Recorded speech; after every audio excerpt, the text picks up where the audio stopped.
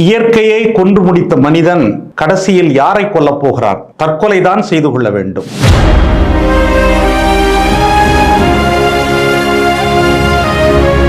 பசுமை புரட்சி என்ற பெயரில் மண்ணில் நான் தூவியவை ரசாயன உரங்கள் அல்ல, கண்ணி வெடிகள்.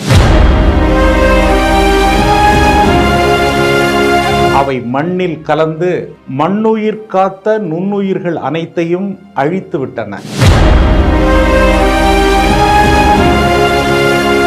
உணவில் கலந்து நமது உடலில் பதுங்கி இருந்து புற்றுநோய் முதலான அனைத்து நோய்கள் வருவதற்கும் காரணமாக இருந்தது. ரசாயன உரங்கள் வேண்டாம் என்றார் நம்மாழ்வார். இயற்கை வாழ்க்கை வாழுங்கள், இயற்கை விவசாயம் செழியுங்கள், இயற்கை உணவை உட்கொண்டு இயற்கையோடு நட்புறவு கொள்ளுங்கள் என்று நம்மாழ்வார் அறைகூவல் விடுத்தார்.